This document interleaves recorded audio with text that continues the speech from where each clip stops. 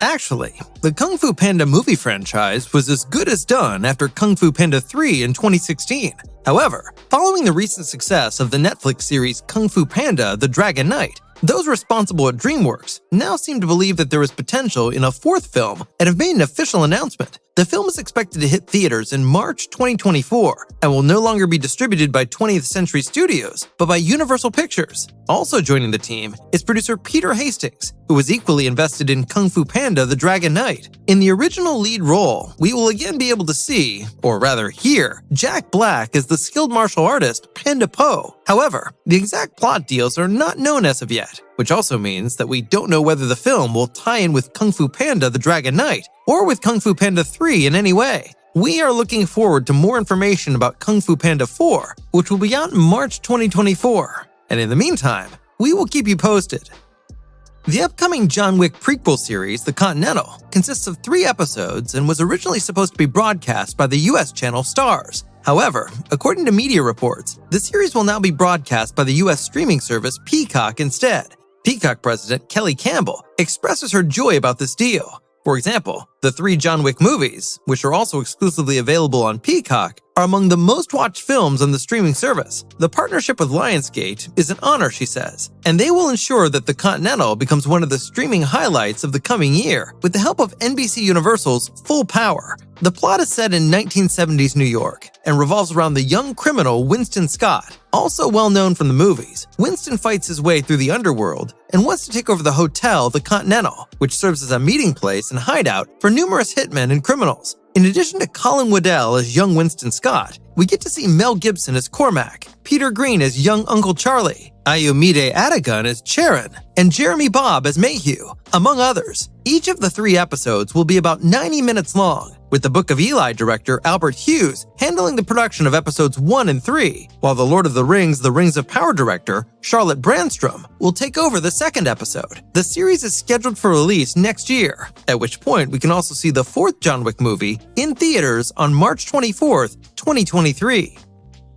In 2020, Ghost of Tsushima, one of Sony's best games of the past few years, was released on the PlayStation 4. Primarily the constant references to Japanese cinema and director Akira Kurosawa, as well as the breathtakingly beautiful game world, made the game created by developer studio Sucker Punch Productions sell over 9 million units within 2 years. In its original form, the game, in which you play the samurai Jin Sakai, is produced entirely in Japanese, but of course it does feature corresponding audio output and subtitles. The final movie is supposed to turn out very similarly, at least according to director Chad Stahelski. The John Wick director recently spoke in an interview with Collider about the way the upcoming film will be made, and it promises to be extremely authentic, due to his connection to the Japanese cult director Kurosawa, among other reasons. The Ghost of Tsushima movie will be released in Japanese with appropriate subtitles. Stahelski sees little issue with this, since Western audiences are used to reading subtitles anyway. But that's not all. All the actors involved are also expected to be from Japan. After all, the Mongol invasion of the island of Tsushima, which is the main subject of the game, was also a Japanese affair.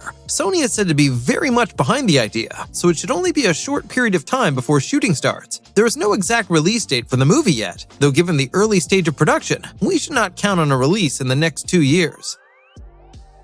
When the extremely inexpensive Saw, which cost $1.2 million to produce, was released almost 18 years ago, no one expected that a 10th part of the series would one day be released. We have known more about it for a few months though, because Saw 10 is indeed in the works. Kevin Grudert is to direct the film, which would be the 3rd time he directs a Saw movie, since he is one of the Saw greats behind the scenes. Not much is known about the contents yet, but the return of Jigsaw actor Tobin Bell is considered certain after rumors have been circulating for quite some time already. This also means that the film will not be a sequel, but rather a prequel, as Jigsaw already died in the 3rd film. The last movie, Spiral, from the Book of Saw, had 2 top-class main actors with comedian Chris Rock and Samuel L. Jackson, but failed to win over the audience overall and became the financially weakest film in the series. In fact, Tobin Bell did not play a part in this film and only appears in one photo, which is the reason why it is now hoped that his return to the camera will bring about the great revival of the movie series. The script was written by Josh Stolberg and Pete Goldfinger,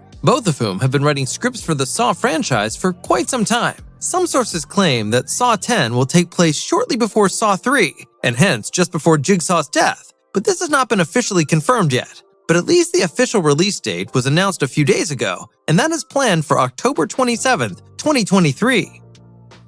Robert De Niro's last appearance in his starring role as a mobster was in 2019's The Irishman. And now the 79-year-old is back at it again with his very next project. His new movie is called Wise Guys and is based on the true story of Frank Costello and Vito Genovese. The two mobsters are successful crime bosses who compete against each other. One day, Genovese wants to kill Frank Costello, but the latter survives badly injured and subsequently tries to turn his back on the mob life. The highlight is that Robert De Niro will not only play Frank Costello, but also Vito Genovese at the same time. There's still no further news about the cast or the plot, but we do know that the script will be written by Nicholas Pileggi. He already has some experience as the author of the cult films Casino and Goodfellas when it comes to classic mob movies, which should certainly please genre fans. Goodfellas producer Irvin Winkler is also coming back, meaning that De Niro seems to value the skills of those who already had success with their projects back then. The only person missing to complete the crew is Martin Scorsese as director, one might think. However, Good Morning Vietnam director Barry Levinson, who at least has experience working with Robert De Niro, will be directing the film. Precisely when Wise Guys will be released has not been determined so far. The Hunger Games, The Ballad of Songbirds and Snakes, has been in full production for almost a year, and now a first picture is available. It shows the two main actors, Rachel Zegler as Lucy Gray and Tom Blythe as Coriolanus Snow. While Gray is new to the franchise, Snow is already known from the previous parts as the dictatorial president of Panem. In the upcoming prequel, however, he will be seen in his younger years, where he is still working as a supervisor behind the scenes of the Hunger Games. Director Francis Lawrence, who directed the previous three movies, recently spoke to Vanity Fair about the new character Gray, describing her as the anti-Katniss. According to him, she is musically gifted, charming, a performer, and does not have much in common with the serious and reserved main character of the original film series. As a result, she arouses the interest of the young Coriolanus Snow, and they eventually fall in love. For Snow, who comes from humble beginnings, the games are extremely important. Lucy's mentor sees the games as his big chance to climb the social ladder and leave his old life behind. Recent information also concerns another new addition to the feature film, namely that Viola Davis is to be added as the villain Dr. Volumnia Gaul. The character is the head game maker of the 10th Hunger Games and is said to be a very vicious figure. She is very energetic and has an almost disturbing, playful manner that does not really fit her actions. She is also said to be in some ways a role model for the later President Coriolanus Snow. The Hunger Games, The Ballad of Songbirds and Snakes, is scheduled for release on November 17th, 2023, and is based on the book of the same name by Suzanne Collins, who published the novel in May 2020. And that was the news for this week. If you still haven't had enough, take a look at our big preview of The Lord of the Rings, The Rings of Power. In our new Originals episode, you can find out everything there is to know about the exciting Amazon series coming up soon on September 2nd, 2022.